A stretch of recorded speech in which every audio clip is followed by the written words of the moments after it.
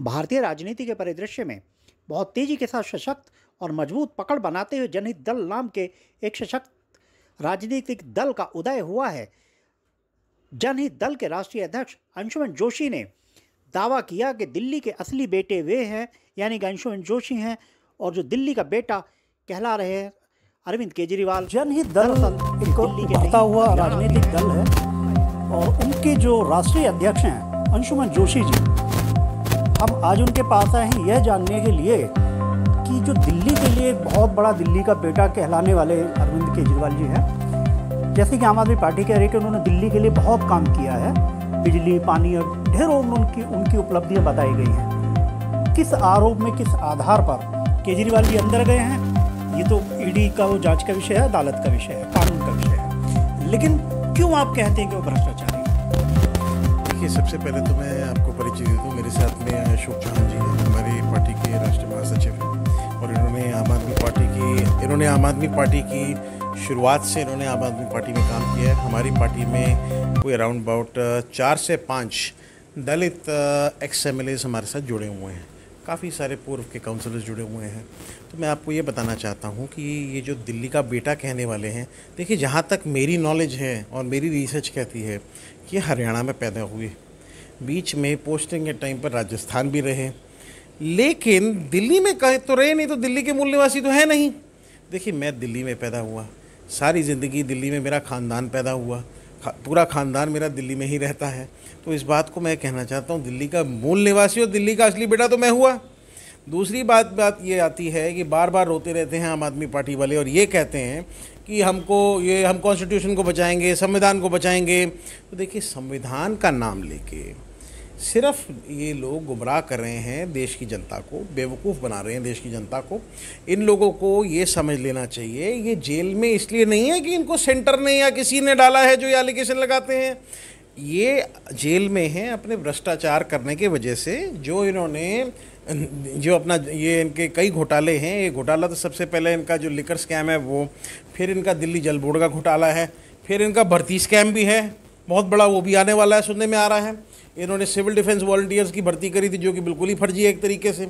मैं आपको ये बताना चाहता हूँ कि एक स्टेट के पास में, वो भी एक यूटी के पास में, कोई ऐसी पावर्स नहीं थी लॉ इन्फोर्समेंट एजेंसी बनाने की, फिर भी इन्होंने केजरीवाल की अपनी पुलिस बनाई, जिसको सिविल डिफेंस वॉलंटियर कहते हैं।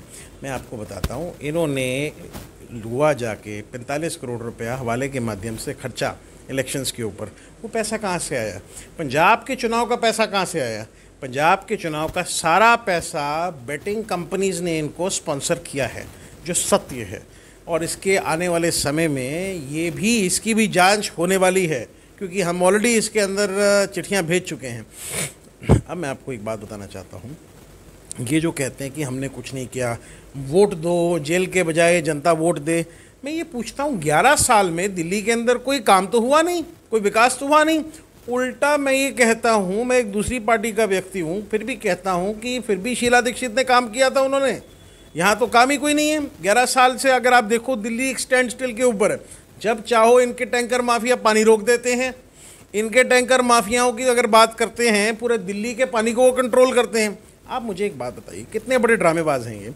जब अरविंद केजरीवाल जी ईडी की कस्टडी के अंदर बैठे थे, तब आतिशी जी कह रही थी कि पानी की समस्या है, उन्होंने चिट्ठी भेजी है, पानी की समस्या है, हमको पता है, हम इसको रिजॉल्व करें, ज़्यादा से ज़्यादा टैंकर भेजो। तुमने खुद तो बोला है दिल्ली जल बोर्ड वालों को, तुम्हारे MLA फ़ोन कर करके बोले पाइपलाइन टूट गई है, बंद करो, और ऐसा नहीं है तो CDR निकलवाओ। मैं बताता हूँ किस किस MLA की, कौन सी MLA ने ये बात बोली है और दिल्ली जल बोर्ड के अंदर पूरा दिल्ली का पानी रोका है। तो देखिए, बात कुछ नहीं है, सिर्फ दिल्ली के लोगों को बेवकूफ़ बनाते हैं, खुद ही प्रॉब्लम क्रिएट करते हैं, फिर खुद ही सॉल्व करते हैं, और फिर कहते हैं यार देखो, हमें तो केजरीवाल जी ने चिट्ठी भेजी है। आप खुद समझदार हैं, आप भी एक पत्रकार हैं, वरिष्ठ पत्रकार हैं, आप ये बात बताइए, क्या एक आदमी कस्टडी में बैठा होगा, वो कोई एक नोट भी दे सकता है क्या बाहर? एक आध बंदे के अगेंस्ट में PMLA के आधार पे अगर ऑलरेडी इन्वेस्टिगेशन चल रही है, घोटाला हुआ है, गबन हुआ है, लिकर स्कैम इतना बड़ा स्कैम है, एक के साथ एक फ्री, कौन सी कंपनी है जो एक के साथ एक फ्री दे सकती है? दुनिया में किसी कंट्री में आपने देखा ऐसी कंपनी? हमने तो नहीं देखी। ये दिल्ली की जनता जानती है, दिल्ली की जनता को पता है, और वो समझदार है। 11 साल में उन्होंने देख लिए इसके सारे ड्रामे, जितना इसने दिल्ली की जनता को बेवकूफ़ बनाया सब जानते हैं। ये तो इन्होंने तो काम किया उसके साथ में, ये बताएंगे आपको किस तरीके से बेवकूफ़ बनाता था। संविधान खतरे में है और संविधान को बदल दिया जाएगा, इसमें आप क्या कहेंगे? जो मैं कहता हूं देखो जी, संविधान बिल्कुल सुरक्षित है। माननीय प्रधानमंत्री मोदी जी ने 370 हटाई और 370 हटाने के बाद में आज हम कश्मीर जा सकते हैं। कश्मीर में कोई भी इंसान काम कर सकता है, प्रॉपर्टी खरीद सकता है और सेफ सुरक्षित अपने आप को फील करता है। मैं आपको बता रहा हूं, अभी हमारे ही मित्र भी जाके वहाँ पिक्चर बना रहे हैं, जिन्होंने कई पिक्चरें बनाई हैं, पीएम मोदी भी बनाई हैं, वीर सावरकर भी बनाई है, अटल भी बनाई है, मैं अटल हूँ, काफ़ी कुछ बनाया। तो मैं आपको ये बताना चाहता हूँ कि अब बहुत सारे प्रोड्यूसर्स भी जा रहे हैं। तो अब कश्मीर अपने आप में देखिए जन्नत था, जन्नत है और जन्नत रहेगा, और देश का हिस्सा है, देश का ही हिस्सा रहेगा। और एक और मैं बात बताता हूँ, जो ये कहते हैं ना खैर रखा बनते हैं अपने आप को संविधान बचाने के लिए, वो जो प्रधानमंत्री जी बैठे हैं, मैं एक दूसरी पार्टी का हूँ लेकिन पूरी इज्जत करता हूँ हमारे प्रधानमंत्री जी की, और हम लोकसभा चुनाव में भी पूरा सपोर्ट करें प्रधानमंत्री जी का, क्योंकि हमें पता है देश में आज की डेट में अगर देश को कोई बचा सकता है वो हमारे माननीय प्रधानमंत्री नरेंद्र मोदी जी हैं। और जो काम और जितना विकास उन्होंने और उनके कैबिनेट ने किया है शायद ही कभी हो सकता है। ये तो सिर्फ पीएम बनने की रेस में सोचते हैं। पीएम, मैं कहता हूँ पीएम के जूते लायक भी नहीं है, ये सच है। एक बहुत बड़ी आप बात कह रहे हैं। देखिए वो चुने हुए मुख्यमंत्री भी हैं और इस समय क्योंकि वो जेल के अंदर भी हैं, इसीलिए तो जूते पड़ने चाहिए, इसीलिए। और दिल्ली की जनता जूते मार मार के इस कुर्सी से भगाएगी। इनके खुद के मिनिस्टर्स, एमएलए ऑलरेडी छोड़ने को तैयार बैठे हैं। क्यों छोड़ने को तैयार बैठे हैं? क्योंकि दलितों की इज्जत नहीं करते। आप मुझे बताइए, क्या दलितों की आप इज्जत नहीं करोगे? मैं ब्राह्मण हूं, ब्राह्मण होकर मैं दलितों के साथ में बैठता हूं, उनके साथ खाना खाता हूं, मैं तो कोई भेदभाव नहीं करता, दिन रात बैठता हूं। लेकिन बात क्या है कि अगर आप अपने खुद के चुने हुए, पब्लिक के ही चुने हुए एमएलए जिनको आपने मिनिस्टर बनाया, उनकी राजकुमार आनंदी जी ने क्यों रिजाइन किया? इसलिए रिजाइन किया क्योंकि दलितों की कोई इज्जत नहीं है। अभी कितने और दलित भाई सिटिंग एमएलए रिजाइन करेंगे, क्या करोगे? कितने दलित भाई हमारे संपर्क में हैं, ऑलरेडी हमको रेगुलर मिल रहे हैं। कितने सिटिंग विधायक हमारे संपर्क में आके मिलते हैं, कहते हैं हमें इसकी विचारधारा नहीं पसंद, हमें आपकी विचारधारा पसंद है। आप बताइए क्या करें हम? तो आपका ऐसा आरोप है कि ये दलित विरोधी चेहरा है? 100% दलित विरोधी है, 100% मुसलमान विरोधी है। ये सिर्फ वक्फ बोर्ड को 100 करोड़ रुपए दे के खरीदते हैं कि वक्फ बोर्ड को, वो मुसलमान भाई जो हमारे देश में है, देश को अपना, हिंदुस्तान को अपना मुल्क मानता है, वो आपको क्या लगता है 100 करोड़ रुपए की वक्फ बोर्ड की डोनेशन में बिक जाएगा? इसके आगे इस चुनाव में वो मुसलमान भी बताएगा, वो दलित भी बताएगा कि अगली बारी क्या होगा। इसके अंदर गलतफहमी है। ये सोचता है कि इस बारी मैं फिर वही रोऊंगा धोऊंगा, वो फोटो दिखाऊंगा जेल की और बच जाऊंगा। सर सॉरी, अभी तो एक केस में गए हैं कि कविता ऑलरेडी अरेस्ट हो चुकी है सीबीआई के उस केस में, दूसरे दिल्ली जल बोर्ड में। और मैं आपको ये भी बता देता हूँ, दिल्ली जल बोर्ड के अंदर वो जो चीफ इंजीनियर है वो खुद इनके अगेंस्ट में अभी गवाही देने वाला है। आज ही अभी ईडी के वहाँ पे राउस एवेन्यू कोर्ट में ऑलरेडी चार्जशीट फाइल हुए जिसमें आम आदमी पार्टी को अक्यूज बनाया। तो आप एक बात बताइए, आम आदमी पार्टी को अक्यूज बनाने का मतलब ये है पूरी की पूरी पार्टी भ्रष्ट है। खालिस्तानियों से इन्होंने डोनेशन ली है। चंदा अगर आप खालिस्तानियों से ले रहे हो और आपने ये वादा वहाँ पे जाके गुरुद्वारे में किया है कनाडा के कि मैं आपको उनसे इतना 100 करोड़ रुपए ये लोग खा गए, उनको जा वादा किया कि हम जाके बुल्लड़ को छोड़ेंगे। आप मुझे एक बात बताइए, इस देश में अमन शांति हम सबको चाहिए, लेकिन खालिस्तानी आवाज़ हमें बिल्कुल नहीं चाहिए। सब सिख भाइयों की हम पूरी इज्जत करते हैं, पूरा मान सम्मान प्यार उनके साथ में, लेकिन खालिस्तानी वाली बात नहीं चलेगी। और जो हिंदुस्तान के अंदर अगर ये बात कर देगा उसके तो बिल्कुल विरोध में हम हमेशा रहेंगे, इसमें कोई शक नहीं। इसने खालिस्तानियों को भी बेवकूफ़ बनाया, इतना बड़ा पॉलिटिकल टेररिस्ट है ये। उनसे पैसा भी ले आया, उनका आदमी तो छोड़ नहीं सका। इसको पता है कि देश हित में बात है नहीं और कोई छोड़ने नहीं देगा इसको, तो इसने सिर्फ उनको बेवकूफ़ बनाया, उनको यूज़ किया अपनी सत्ता की कुर्सी पाने के लिए। और वही नहीं, मैं आपको बता देता हूँ, कॉन्स्टिट्यूशन ये बचाएंगे। आप मुझे बताइए कौन कॉन्स्टिट्यूशन बचाएगा? वो कॉन्स्टिट्यूशन बचाएगा जो भ्रष्टाचार में पूरी तरह से लिप्त कांग्रेस, इनके लाखों करोड़ के स्कैम बाहर आए हुए, ये खुद ही लेके घूमता था। ये बचाएगा, ये केजरीवाल, इसके भ्रष्टाचार के 18 एमएलए इसके पूरी तरह भ्रष्टाचार में लिप्त है। हमारे पास सारे कागज हैं। कैलाश गहलोत जी के तो हम ऑलरेडी बांट चुके हैं।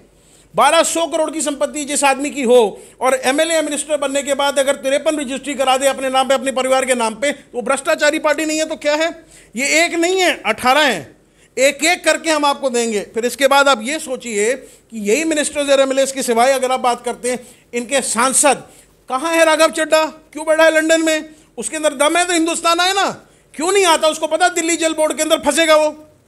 सत्य बात यही है। उसको बोला एयरपोर्ट भी अरेस्ट हो जाएगा, क्यों नहीं आता? आदम है तो नहीं है, नहीं आ सकता वो। उसको ये पता है, वो बहुत चतुर है, उसको ये पता है अब ये पार्टी का अंत आ चुका है और ये पार्टी अब इसके अंदर कोई रहेगा तो है नहीं। आहिस्ता आहिस्ता इसके विधायक भी छोड़ेंगे, इसके काउंसलर भी छोड़ेंगे। आज ही देखिए मेयर के चुनाव चल रहे हैं, मेयर के चुनाव के अंदर ही 2 लोगों ने पार्टी छोड़ के पार्टी के अंदर से ही विद्रोह कर दिया, क्योंकि पार्टी टूट रही है। किसी को कॉन्फिडेंस नहीं है इनकी लीडरशिप के ऊपर। कौन लीडर है? वो 6 महीने जेल काट के ये समझते हैं अपने आप को भगत सिंह जी। भगत सिंह जी के अंदर दम था, वीर सावरकर जी के अंदर तप करने का दम था, इनके अंदर दम था। इनके तो 6 महीने में हवा टाइट हो गई।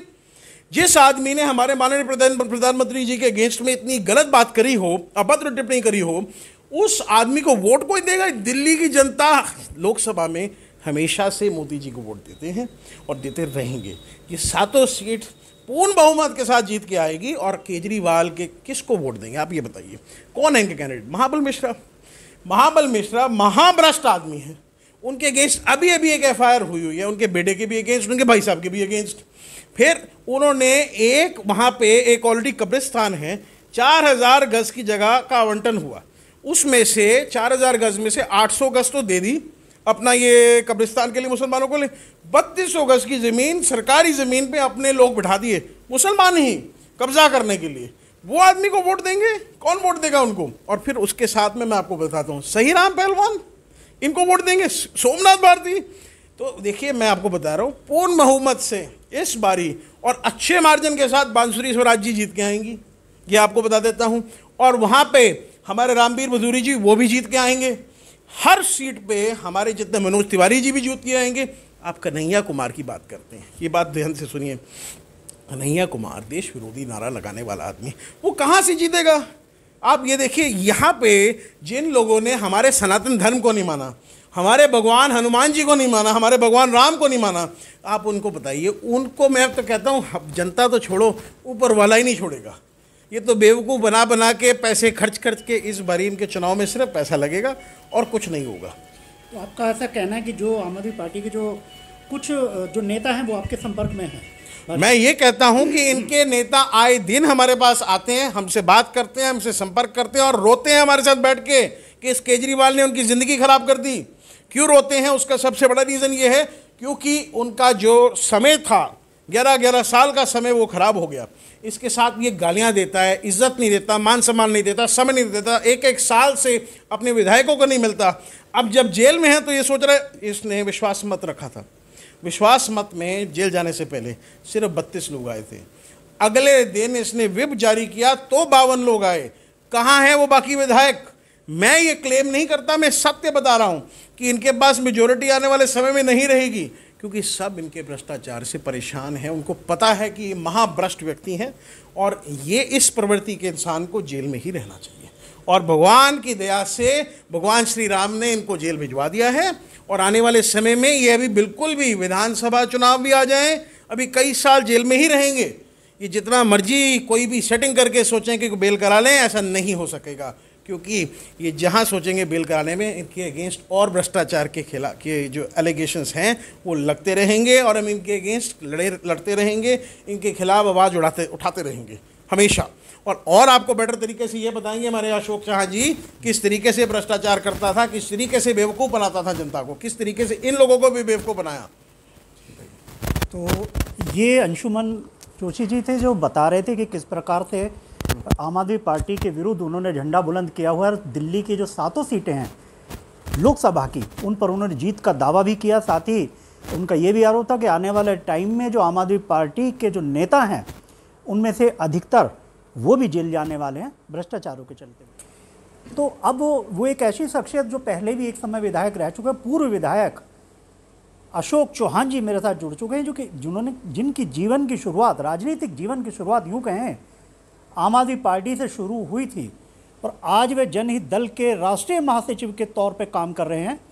अशोक जी बहुत बहुत स्वागत है। आप अपना अनुभव बताइए, आप आम आदमी पार्टी छोड़कर आए। मैं अशोक चौहान, पूर्व विधायक अम्बेडकर नगर। मैंने आम आदमी पार्टी से टिकट लिया, उन्होंने टिकट दिया, हम भी उनसे जुड़े। क्यों? क्योंकि वो लोग ईमानदारी का चोला पहन कर आए थे। उन्होंने ईमानदारी का चोला पहनकर जो दिल्ली की जनता को लूटा है, और बुरी तरह से लूटा है, उनको बेवकूफ़ बनाया है हर तरीके से। जो उन्होंने रेवड़ियाँ बांटी थी, फ्री रेवड़ियाँ जो बांटी थी, उनके झांसे में आकर दिल्ली ने उनको जिताया और उनको एक बार नहीं 2-2, 3-3 बार मुख्यमंत्री बनाया। आज जो मुख्यमंत्री हैं अपने माननीय कहेंगे हम तो उनको, अरविंद केजरीवाल जी, आज कहाँ बैठे हैं? क्यों, किस कर्म से बैठे हैं वो जेल के अंदर? उन्हें कर्म ही ऐसे किए हैं कि आज धीरे धीरे धीरे धीरे दिल्ली की जितनी जनता, उनकी आंखें खुलती जा रही हैं। ये कैसा व्यक्ति है, अपने को असली बेटा कहने वाला कि मैं दिल्ली का बेटा हूँ, असलियत में वो दिल्ली के बेटे नहीं हैं। वो कहीं और से आकर दिल्ली में बस गए और दिल्ली वालों को बेवकूफ़ बनाया। मैं अपनी सुनाता हूँ।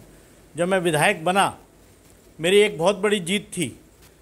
उस जीत को पूरी दिल्ली जानती थी, पूरा विदेश तक मेरी बातें जाती थी लोगों के पास, पूरा वर्ल्ड जानता था।